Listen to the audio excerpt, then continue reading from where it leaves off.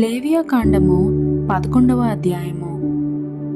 మరియు యెహోవా మోషే అహరోనులకు ఇలాగ సెలవిచ్చెను, మీరు ఇశ్రాయేలీయులతో ఇట్లనుడి, భూమి మీదనున్న జీవులన్నిటిలోనూ మీరు ఈ జీవులను మాత్రము తినవచ్చును. జంతువులలో ఏది డెక్కలు గలదే నెమరు వేయునో దానిని తినవచ్చును గాని, నెమరు వేయు వాటిలోనూ 2 డెక్కలు గల వాటిలోనూ వీటిని తినకూడదు. ఒంటె నెమరు వేయును గాని దానికి 2 డెక్కలు లేవు గనుక అది మీకు అపవిత్రము. పొట్టి కుందేలు నెమరు వేయును గాని దానికి 2 డెక్కలు లేవు గనుక అది మీకు అపవిత్రము. కుందేలు నెమరు వేయును గాని దానికి 2 డెక్కలు లేవు గనుక అది మీకు అపవిత్రము. పంది విడిగా నుండు 2 డెక్కలు గలది గాని అది నెమరు వేయదు గనుక అది మీకు అపవిత్రము. వాటి మాంసమును మీరు తినకూడదు, వాటి కాలేబరములను ముట్టకూడదు, అవి మీకు అపవిత్రములు. జలచరములన్నిటిలో వీటిని తినవచ్చును. సముద్రంలోనేమి నదులలోనేమి ఏ నీళ్లలోనేమి వేటికి రెక్కలు పొలుసులు ఉండునో వాటిని తినవచ్చును. సముద్రంలోనేమి నదులలోనేమి సమస్త జలచరములలోనూ సమస్త జలజంతువులలోనూ వేటికి రెక్కలు పొలుసులు ఉండవో అవన్నీ మీకు హేయములు. అవి మీకు హేయములే గాని ఉండవలెను. వాటి మాంసమును తినకూడదు, వాటి కాలేబరములను హేయములుగా ఎంచుకొనవలెను. నీళ్లలో దేనికి రెక్కలు పొలుసులు ఉండవో అది మీకు హేయము. పక్షులలో వీటిని హేయములుగా ఎంచుకొనవలెను. వీటిని తినవద్దు, ఇవి హేయములు. పక్షిరాజు, పెద్ద బోరువు, క్రౌంచ పక్షి, గద్ద, తెల్లగద్ద, ప్రతి విధమైన గద్ద, ప్రతి విధమైన కాకి, నిప్పుకోడి, కపిరిగాడు, కోకిల, ప్రతి విధమైన డేగ, పైగిండి కంటే, చెరువు కాకి, గుడ్లగూబ, హంస, గూడబాతు, నల్లబోరవు, సంకుబుడి కొంగ, ప్రతి విధమైన కొంగ, కుకుడు గువ్వ, గబ్బిలము, రెక్కలు కలిగి 4 కాళ్ళతో చరించు చరములన్నీ మీకు హేయములు. అయితే 4 కాళ్ళతో చరించుచు నేల గంతులు వేయుటకు కాళ్ళ మీద తొడలు గల పురుగులన్నీ తినవచ్చును. నేత మిడత గాని చిన్న మిడత గాని ఆకు మిడత గాని మిడతలలో ప్రతి విధమైనది తినవచ్చును.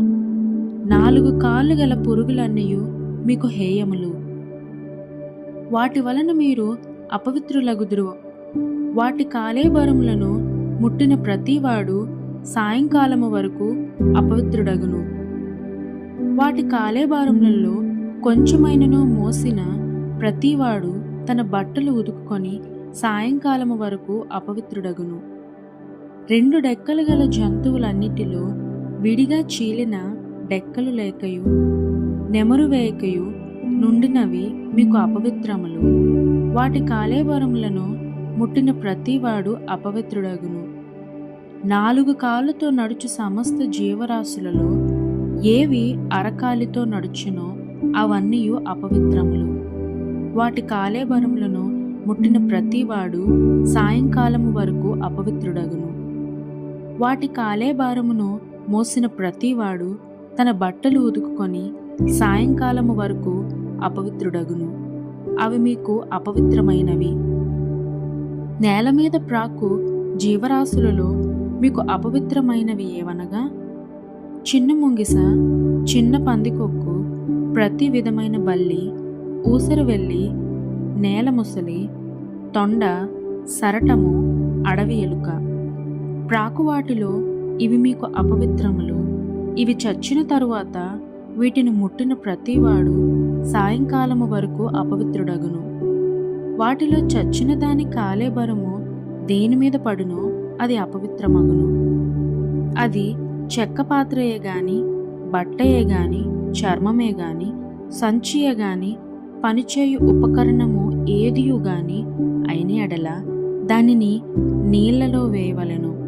అది సాయంకాలము వరకు అపవిత్రమై ఉండును, తరువాత అది పవిత్రమగును.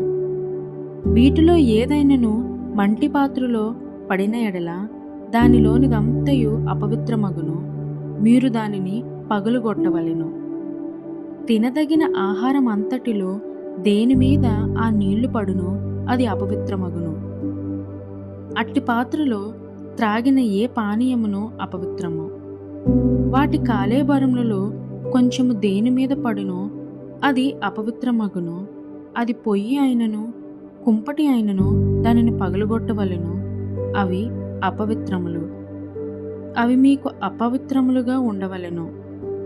అయితే విస్తారమైన నీళ్లు గల ఊటలో గాని గుంటలో గాని కాలేబరము పడినను ఆ నీళ్లు అపవిత్రములు కావు గాని కాలేబరమునకు తగిలినది అపవిత్రమగును. వాటి కాలేబరములలో కొంచెము విత్తుకట్టు విత్తనముల మీద పడినను అవి అపవిత్రములు కావు గాని ఆ విత్తనముల మీద నీళ్లు పోసిన తరువాత కాలేబారములో కొంచెము వాటి మీద పడిన ఎడల అవి మీకు అపవిత్రములగును. మీరు తినదగిన జంతువులలో ఏదైనను చచ్చిన ఎడల దాని కాలేబారమును ముట్టువాడు సాయంకాలము వరకు అపవిత్రుడగును. దాని కాలేబారములో ఏదైనను తినువాడు తన బట్టలు ఉదుకుకొని సాయంకాలము వరకు అపవిత్రుడగును. దాని కాలేబారమును మోయివాడు తన బట్టలు ఉదుకుకొని సాయంకాలము వరకు అపవిత్రుడగును.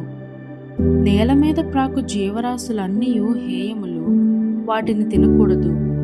నేల మీద ప్రాకు జీవరాశులన్నిటిలో కడుపుతో చరించుదానినైనను 4 కాళ్ళతో చరించుదానినైనను చాలా కాళ్ళు గల దానినైనను మీరు తినకూడదు, అవి హేయములు. ప్రాకు జీవరాశులలో దేనినైనను తిని మిమ్మును మీరు హేయపరుచుకొనకూడదు. వాటి వలన అపవిత్రులగునట్లు వాటి వలన అపవిత్రత కలుగు చేసుకొనకూడదు. నేను మీ దేవుడనైన యెహోవాను, నేను పరిశుద్ధుడును గనుక మీరు పరిశుద్ధులై ఉండునట్లు మిమ్మును మీరు పరిశుద్ధపరచుకొనవలెను. నేల మీద ప్రాకు జీవరాశులలో దేని వలనను మిమ్మును మీరు అపవిత్రపరచుకొనకూడదు. నేను మీకు దేవుడినై ఉండుటకు ఐగుప్తు దేశంలో నుండి మిమ్మును రప్పించిన యెహోవాను, నేను పరిశుద్ధుడను గనుక మీరును పరిశుద్ధులు కావలెను. అపవిత్రమైన దానికిని పవిత్రమైన దానికిని తినదగిన జంతువులకును తినదగని జంతువులకును భేదము చేయునట్లు జంతువులను గూర్చియు పక్షులను గూర్చియు జలచరములైన సమస్త జీవులను గూర్చియు నేల మీద ప్రాకు సమస్త జీవులను గూర్చియు చేసిన విధి ఇదే అని చెప్పుమనెను.